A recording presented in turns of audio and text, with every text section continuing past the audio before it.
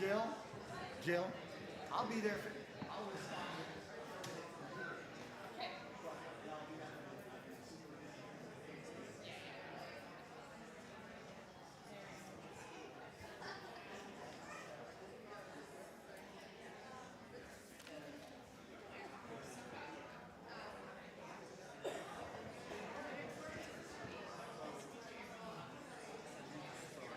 Yep. 9:58 is what I have here, but 9:59. That's right. No time like the present. Didn't realize that was hard.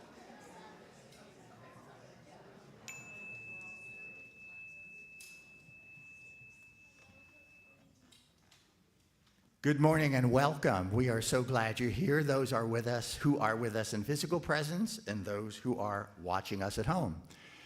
My name is James Casara. I am serving as the worship associate for today. I will have the pleasure in a few moments of introducing our guest, Julian, who will be with us also today. In the meantime, I'd like to invite Ashlyn to please come up as we light our chalice.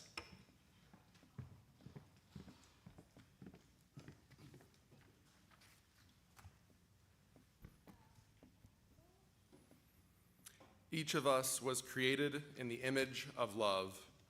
Wherever we come from, wherever we're going, whoever we are, whomever we love, we proclaim with love on our side, our bodies are sacred, our minds are blessed, our spirits are beloved. May we be open to receive more love. Since 2022, Julian Sharp has been part of the Unitarian Universalist Service Committee, where he has worked as the Senior Associate for Congregational Support. If you're not familiar with UUSC, rest assured the work they do is vital, and I am certain that Julian will expand upon their mission during today's service. Julian is a graduate of Antioch College, where he double majored in Peace and Justice Studies and International Relations. He earned a Master's of Divinity at Pacific School of Religion and a certificate in higher education teaching from Harvard University. He has served as a board member of local and national organizations, including the Unitarian Universalist Association and the Living Legacy Project, an organization that leads civil rights pilgrimages, thank you, in southern states. Having met him just a few days ago, I can also tell you he's deeply passionate about his work and a heck of a nice guy. He's an avid photographer. He enjoys capturing landscapes and portraits, and in his downtime, which it doesn't sound like he has much, he enjoys kayaking and hiking in the rivers and mountains surrounding his home here in Asheville.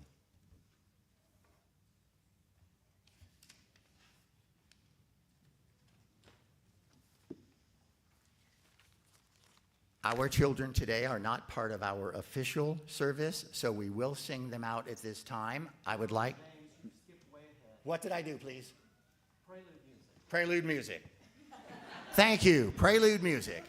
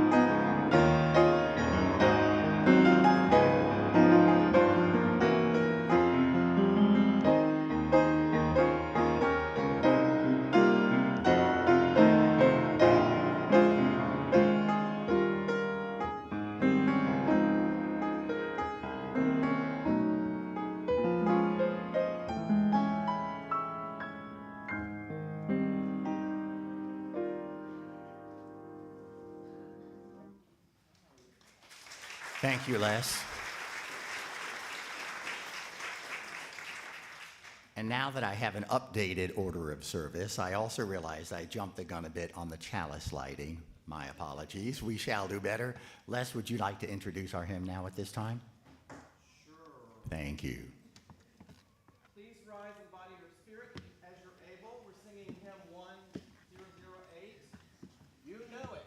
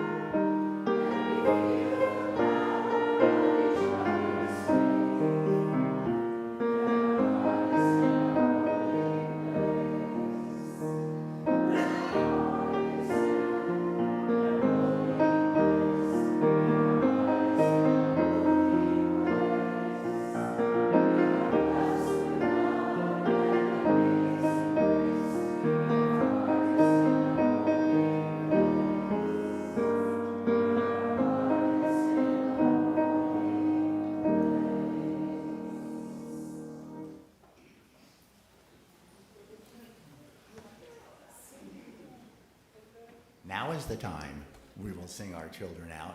If you are new to our congregation and your children here for the first time, we do ask that you walk with them downstairs so you can meet the religious exploration folks who are waiting for them. Otherwise, let us now sing out our children.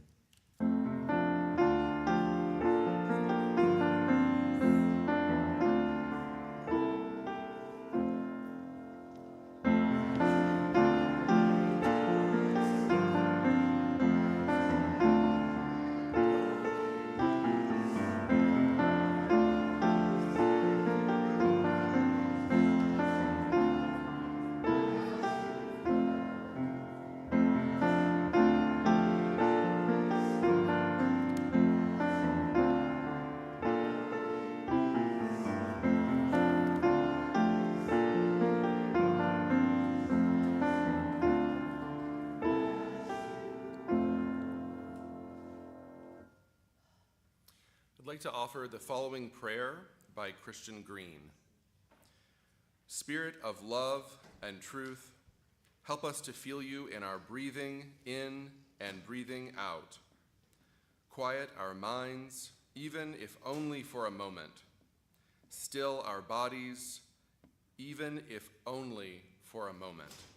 Soothe our souls in this holy moment. When uncertainty pervades, give us rest from worry. When fear rises, give us peace. When pain surfaces, give us balm. Some of our spirits are so weary, some of our bodies so fried, some of our minds feel frantic and uneasy. How long will this last? We ask in desperation. Spirit of life-giving love, remind us of the cycles of life so that we might turn toward the dawn, turn toward the thaw, and turn toward the rebirth of spring with new hope. Make that hope alive in us, O Holy One. Ignite that hope so it burns brighter than our fears, and may that bright hope shine for others to witness, that our faith might be a beacon and our love a lamp to light the way. O luminous Spirit, fill us with gratitude as we turn toward one another in the human family, never alone on our journeys, always reminded of a greater love that holds all. Blessed be, and may it be so.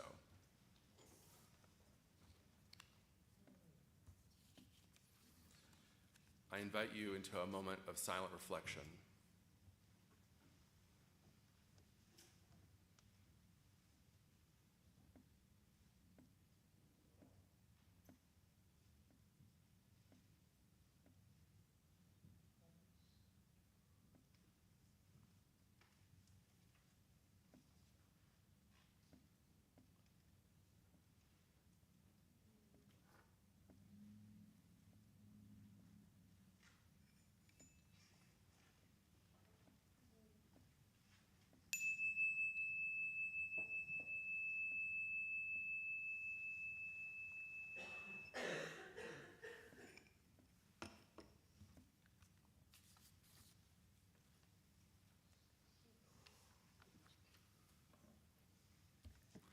Now is the time that we will share our joys and concerns. In a moment, I will walk down to the center table. I will put salt into the water, which will help share some of the concerns that we have, and flower petals, which will celebrate the joys. Salt represents the tears that result from any sadness we might carry. The flower petals represent the joys that we celebrate. Please come forth in a moment and share as you wish by dropping a stone into the bowl. In order to facilitate the process, we ask that we have 2 lines down the center and that we move outward in the other direction. I'll place the stones at the end. I will place 2 final stones for those not with us today. Know that even in your physical absence, we celebrate your joys and embrace you in love as we share your burden. Please come forth as you wish.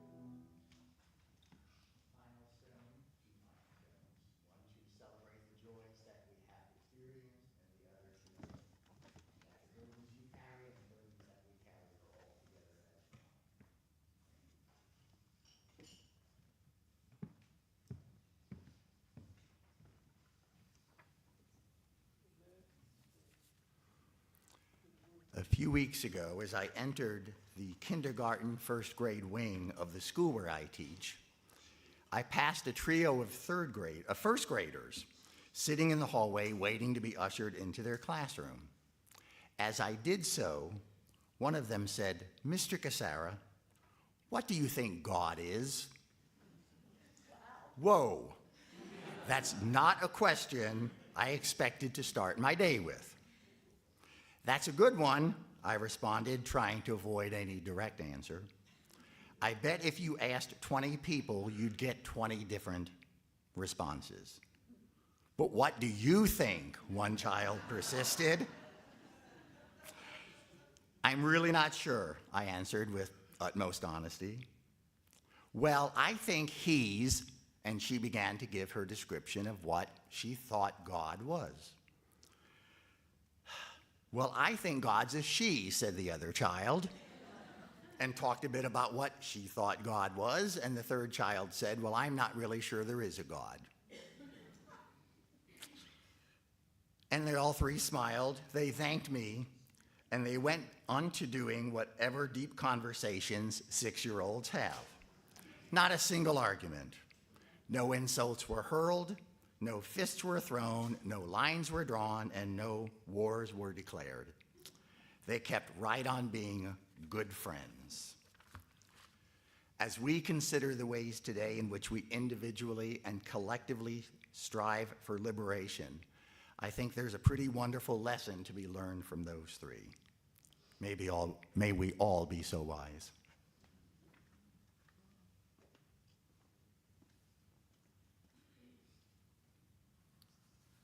So our musical reflection will be a video of our friend Leah Morris, who will be singing a song that was inspired by "The Hill We Climb," that was written by Amanda Gorman.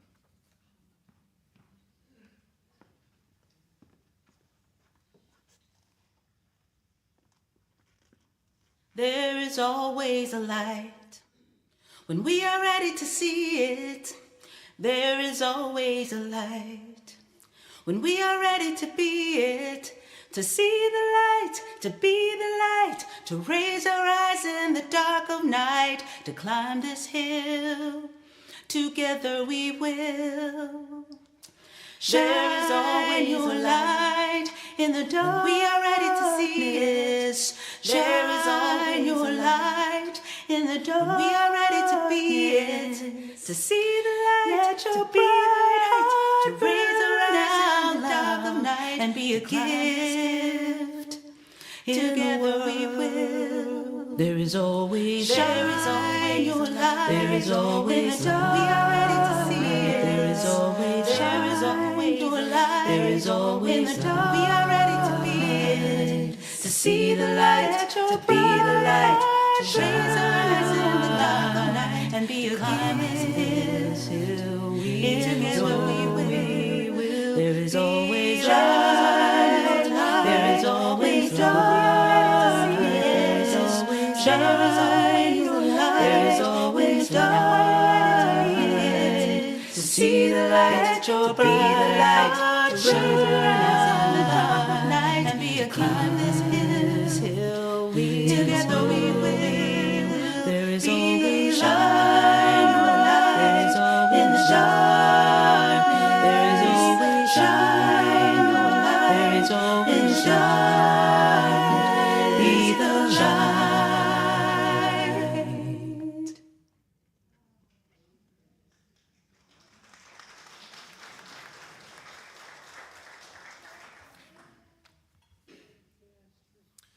Good morning. Thank you for such a warm and inviting welcome. It's great to be here with all of you this morning. I'm grateful to have the opportunity to share a little about my work with the Unitarian Universalist Service Committee. Although the Service Committee is located in Cambridge, for the past 2 years I've lived here in Asheville and have worked remotely from here in Asheville. I'm proud to call this place home, and I'm proud of the work of this congregation, which brings about so much peace, justice, and belonging in our local communities. As a friend of the congregation, it always lifts my spirits to see such a large group at Pride, It lifts my spirits to know about the work that this congregation does with beloved Asheville and in the many ways that you all really live your values in the world.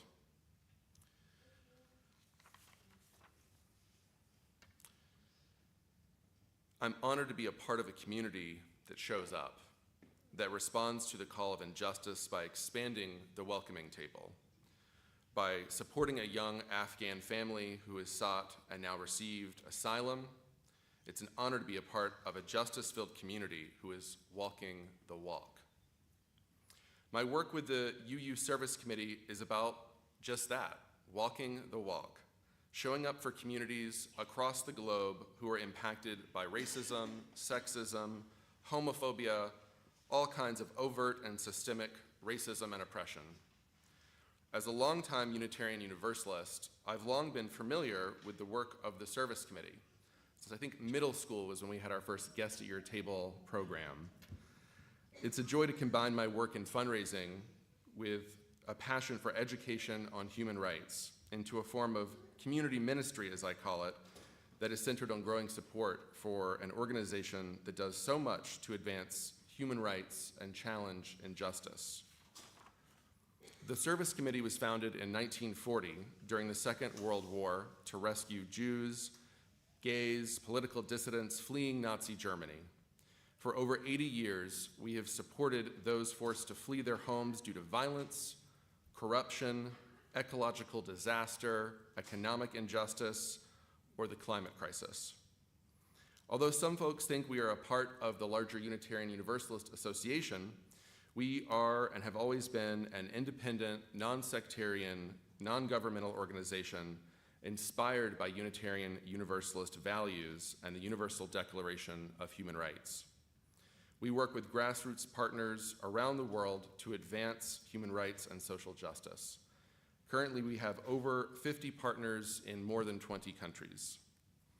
We have a model that empowers grassroots organizations on the front lines of advancing human rights. We don't have staff placed all over the globe like some of our larger peer human rights organizations. We overtly reject white saviorism and colonialism. We do not go into communities and tell folks how to help themselves. Instead, we form deep partnerships with those who are most affected by injustice. We believe that change should be led by the grassroots. Our partnerships are far deeper than simply sending a check, although that is often one of the most important acts we can take to improve lives. The relationships that we build help organizations and activists do the work necessary to build capacity for collective liberation. We help our partners develop strategy, build websites, and access global governance spaces, such as the United Nations. A few months ago, we had a team of staff and partners at the Global Climate Conference in Dubai. They successfully pushed the work forward around loss and damage, which holds accountable the nations who are the largest polluters. Understanding who our partners are and the contributions they make is essential toward growing UUSC membership and financial support so that we can do more to bend the arc of the moral universe toward justice. One of the aspects of my job that I love the most is sharing about the work of our partners. The Guest at Your Table program is one of the ways that we highlight the incredible contributions being made by those who are most impacted by injustice. Each year, we highlight 4 partners who are doing meaningful change-making related to migration, climate justice, or disaster response, the 3 focus areas of our work. This year's theme is Pursuing Liberation. As Unitarian Universalists, we embrace the principle of justice, equity, and compassion in human relations. And liberation is at the very heart of these ideals. Liberation is a profound concept that resonates deeply within our faith tradition.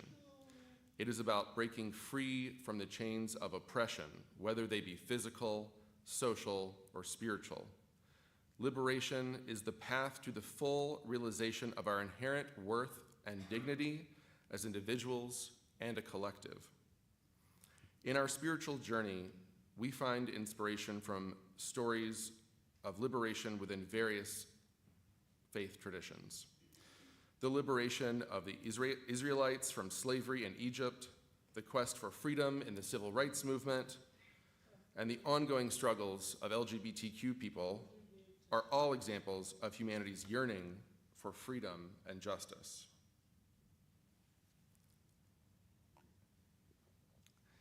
Liberation is not a solitary endeavor.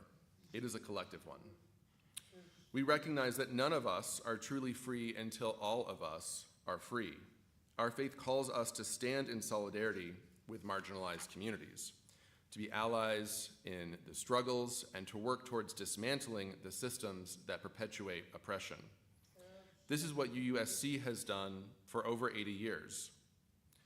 That is also the work of this congregation today. Liberation is also an inner journey. It is the liberation of the mind from prejudice, the liberation of the heart from hatred, and the liberation of the spirit from fear. It is the recognition that we are bound by the interdependent web of existence and that our liberation is intrinsically tied to the liberation of all beings. In our pursuit of liberation, we must confront the uncomfortable truths of our history and acknowledge the ways in which we have been complicit in systems of oppression. We must be willing to do the work of dismantling these systems, both within ourselves and in the world around us. As Unitarian Universalists, we affirm the inherent worth and dignity of every person, and we commit ourselves to the ongoing work of justice and liberation. Let us remember that our faith calls us to be agents of change, to side with love, as we like to say, and to work tirelessly for a world where all are free to be their authentic selves. I mentioned a bit about the justice work of this congregation at the beginning of my sermon because I don't need to remind this audience of how important it is to expand the welcoming table to individuals and families seeking asylum. Your support of the Afghani family speaks volumes about living your values in the world. At UUSC, we have a similar program for asylum seekers. The CAPAS program, or Community Accompaniment Program for Asylum Seekers, places individuals and families with congregations who are able to support them on, I'm sure as you all know, the complex journey of being granted asylum. This is a model that UUSC has advanced for many years and is ongoing. You might or might not be surprised to learn that we have adopted this model to support US citizens who have become internally displaced in our own country because of their gender identity. We are a proud member of the Pink Haven Coalition that seeks to relocate transgender and gender nonconforming individuals and families to safer states. The stories are truly heartbreaking. We are moving families that have lived their entire lives in communities, many of them here in the South, in Florida, in Texas, and other states, where legislators have sought to criminalize being transgender. We are moving these families away from immediate threats to their life and livelihoods to safer states like Illinois, Minnesota, California, and others. We say safer states because there's not really a truly safe space in this country for transgender people, but there are places where the threats of violence are not so overt, they're not being put into law. While I am deeply proud of this work, I also lament that it is needed. Growing up gay in Alabama, I am keenly aware of some of the institutional violence directed at LGBTQ people. However, the state violence directed at transgender individuals, families, and especially children has become much worse in these last few years and decades. When I ask for you to join me in supporting UUSC, I can assure you that your support for our mission is more important today than it ever has been. Lives have always been on the line, but the fear, the oppression, and the growing fascism feels closer to home each day. The world is full of violence and war at the moment, but what lifts my spirits are the work of our partners. With your help, they are doing the work that leads to love and liberation. I'd like to share a couple of stories of some of the really uplifting work that our partners are doing in the world. For example, our partners in Eastern Europe, who are supporting Black communities fleeing the war in Ukraine, are pursuing liberation. The plight of Black individuals, particularly Black students fleeing the war in Ukraine, is a heartbreaking reminder of the complex challenges faced by vulnerable communities during times of conflict. Black individuals in Ukraine have been impacted by the conflict in various ways. For them, the situation is often compounded by the fear of persecution, discrimination, and violence due to their racial identity. As they seek refuge from the horrors of war, these individuals often face additional challenges in finding safety and acceptance. It is imperative for the international community, humanitarian organizations, and neighboring countries to offer them protections and support. This includes providing safe spaces, legal protections, and access to essential services, such as healthcare and psychosocial support. Addressing the specific needs of Black refugees from Ukraine should be a priority for humanitarian agencies. Training personnel to be sensitive to their unique challenges, including those related to identity and discrimination, is crucial. Resettlement programs should consider these factors, ensuring that these individuals find a safe and inclusive environment where they can rebuild their lives. The Service Committee has several partners working with different communities around the war in Ukraine. The Alliance for Black Justice in Poland, one of this year's guests in the Guests at Your Table program, is one of them. They were formed in March 2022, shortly after the Russian invasion, to support Black refugees fleeing the war. The Alliance for Black Justice in Poland shared with UUSC that, quote, existing systemic disparities targeted at Black people in Poland led us to do this work. When the war in Ukraine broke out, these disparities were even more visible. Black refugees from Ukraine were treated like second-class citizens and were denied most basic forms of emergency aid by both society and by the government. They drove us to unite and to establish the Alliance for Black Justice in Poland. Let us also recognize the resilience and the courage of Black individuals and communities who have fled Ukraine. They have faced adversity on multiple fronts, yet many persevere in their quest for safety and acceptance. Their stories remind us of the importance for advocating for equal rights and protections for Black individuals everywhere, regardless of the circumstances they find themselves in. By supporting the Service Committee, by this congregation, your collections for the Service Committee, and your individual support, you are standing in solidarity with these communities, supporting their journey to safety and ensuring that their rights and dignity are upheld as they seek refuge from conflict. The Service Committee is a small NGO. We have about a $12 million budget, and so we choose to work in support of communities that are often overlooked by larger organizations. So when we talk about our work around the war in Ukraine, we're funding a lot of feminist organizations, the Alliance for Black Justice in Poland, LGBTQ organizations, folks that are often overlooked by the larger aid agencies. That's one of the things that I think is so important about our work. We are using our values in the world to really lift up the folks who are often overlooked and who otherwise would not be served. In addition to focusing on issues related to migration and disaster justice, the Service Committee is also very focused on climate change. We are, after all stewards of this beautiful planet, and such, we are called to address climate change, one of the most pressing challenges of our time. It is not merely an environmental issue, it is a moral imperative that demands our collective action. Our religious and spiritual traditions teach us the importance of caring for God's creation.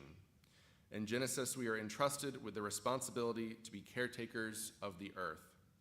The Quran reminds us that corruption of the land and sea is a consequence of our actions. The teachings of Buddha emphasize the interconnectedness of all living beings, including the environment. Climate change, driven by human activities, threatens not only the delicate balance of nature, but also the most vulnerable among us. Rising temperatures, extreme weather events, and sea level rise disproportionately affect the poor and marginalized. As people of faith, we are called to protect those who suffer the most from this crisis. We raise our voices to address the moral dimensions of climate change. It is an issue of justice, as those who contribute the least to global emissions often bear the greatest burden. We support climate refugees and advocate for policies that protect their rights. By coming together as people of many different nations and faiths, recognizing our shared responsibility for the earth, to find common solutions and inspire collective action. We must bridge divides and work collaboratively for the well-being of future generations. This is the work of liberation. This is the work of this congregation, and this is the work of your Unitarian Universalist Service Committee. To advance these values rooted in liberation through partnerships around the world. The Pacific Island students fighting climate change are leading the way.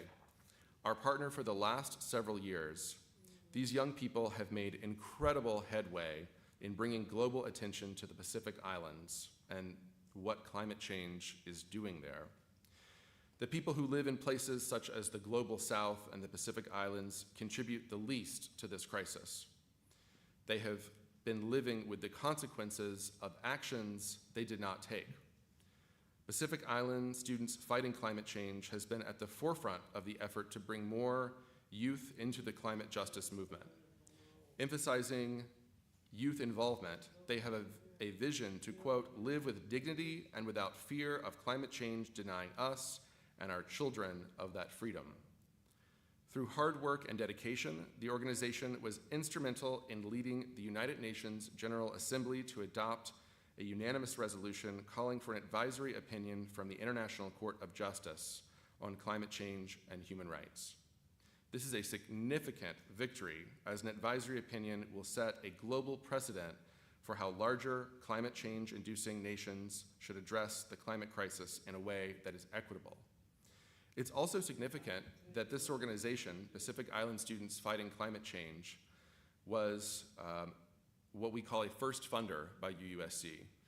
One of the ways in which we are able to work in ways that are much larger than our limited budget is through identifying these incredible young grassroots activists and fund their work, which then enables them to receive funding by other agencies and other organizations that are much larger. And so their work that they are doing has really taken off. And I'm really proud that USC was a first funder of their really groundbreaking and vital work for climate justice. I know I need to probably wrap up pretty soon. I could talk all day about the work of our partners. There are over 50 of them, and so just mentioning a few. I hope you've heard something today that inspires you to support the Unitarian Universalist Service Committee. I'll be around after the service and would love to connect, tell you more about our partners and the work that we're doing, and thank you all for the support that this congregation gives to the Service Committee. May we be inspired by the vision of a world where liberation is a reality for all, and may we be courageous in our pursuit of justice and equality. Let us go forth from this gathering with hearts aflame, ready to become beacons of hope and love in a world that yearns for liberation. Blessed be.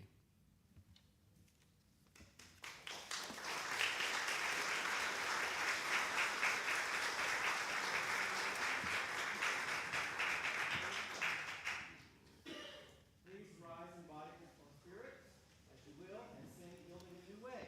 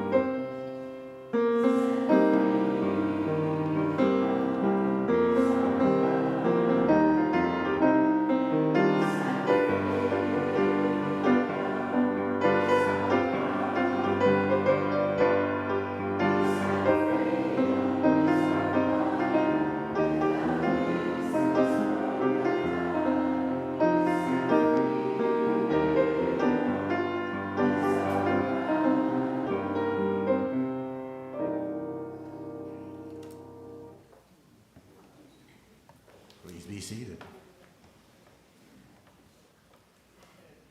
Our announcements can be found on the screens before and after our service, or on our website, or in the weekly Thursday e-news. I would strongly suggest take a few moments to read those e-news. I sometimes forget to do so, and when I do, I'm amazed at the work that's being done from Sunday to Sunday. Our work here is never confined to this day of the week. It truly expands above and beyond.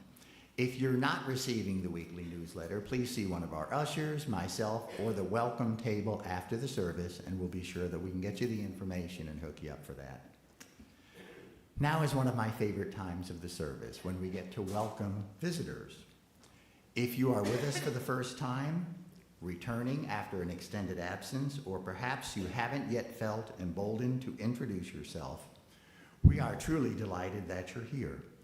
I would ask that you please stand, wait for the ushers to please come to you with a microphone. Tell us who you are and where you're visiting from, or if you're a recent occupant of Asheville. We're glad you're here. After the service, please join us in Sandberg Hall for coffee and for connections. And for those of us that are regulars, please do make it a point to welcome our newcomers. You never know, you just might meet a new best friend.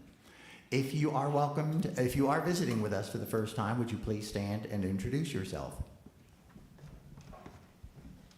Hello, I'm Catherine. I just moved here about a month ago. I'm living with my godmother, Jamili. This is Bella. I'm sure you guys have all seen her. I'm excited to be part of Asheville community. Welcome.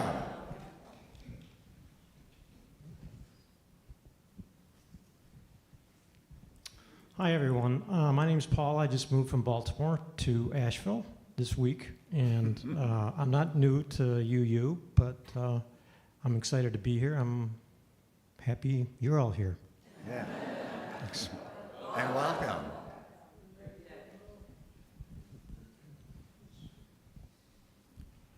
Hi, my name is Vinny, and this is my first time at UU, and I've lived in Asheville for 4 years, and I served the altar in a Roman Catholic church growing up, and this is really exciting to be back in a similar shape container, but very different. So, thank you. Thank you and welcome. That's great.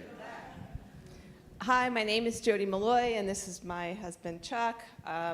We met some of you all a couple years ago for the first time in April when we said that we found a place to live and we're moving here, and now we're here. So, let's see, I served, was a member of and served in a lot at a congregation outside of Philadelphia for 27 years, I think, something like that. So, wouldn't have moved any place that didn't have a thriving UU congregation like this here. So glad to be part of you.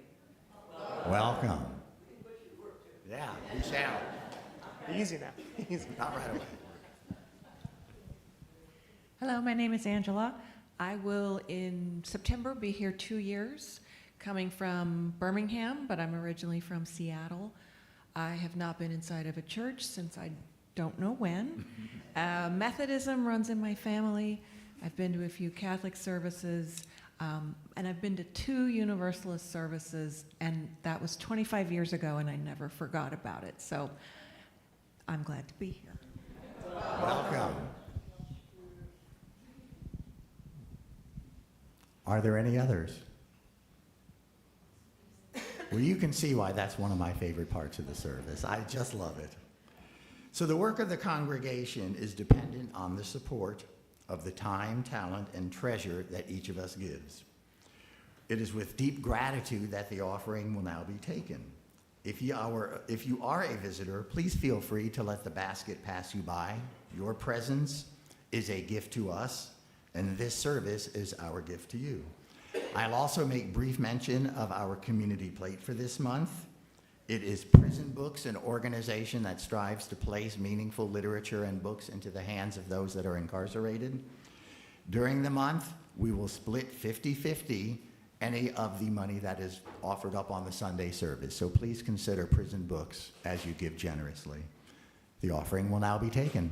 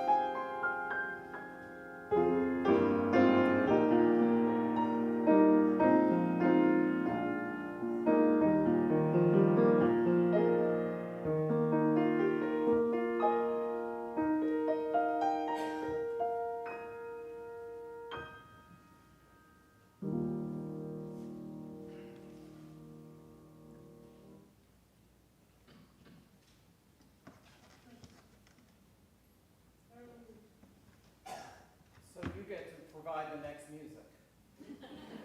And you can just stay seated.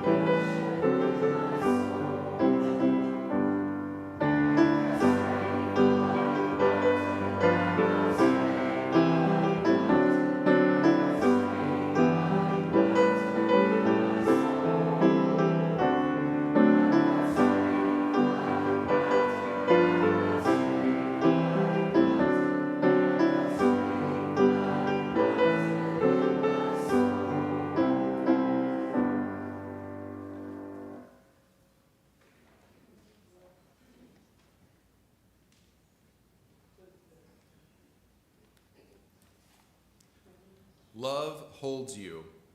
Love bears witness to all your inherent dignity and worthiness. It witnesses how you try, succeed, and fail, and it does not flinch. Love will not let go. Love holds all of you. Blessed be.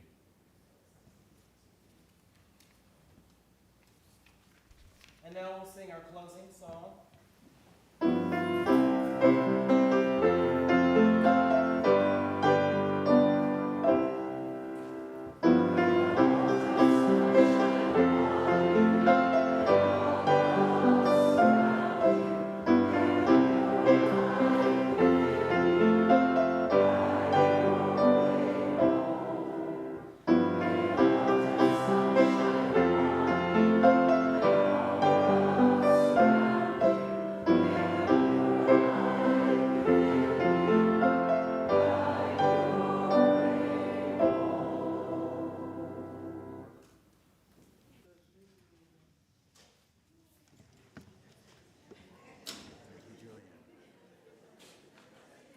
Wonderful.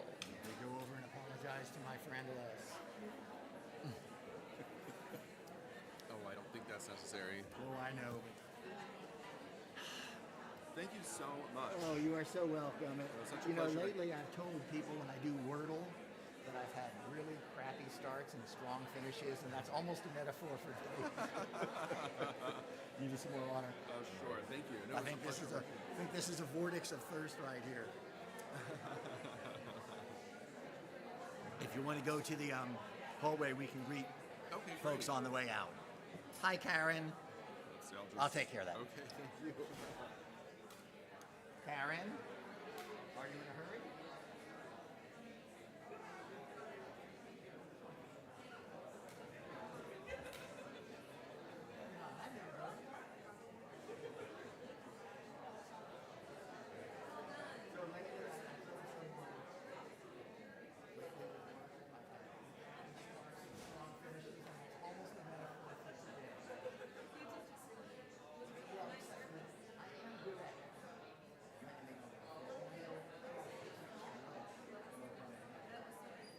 He's so good at stepping in the correct.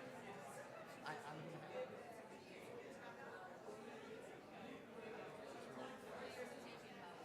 that ability to land cat-like on my feet. Let me go say hi and apologize.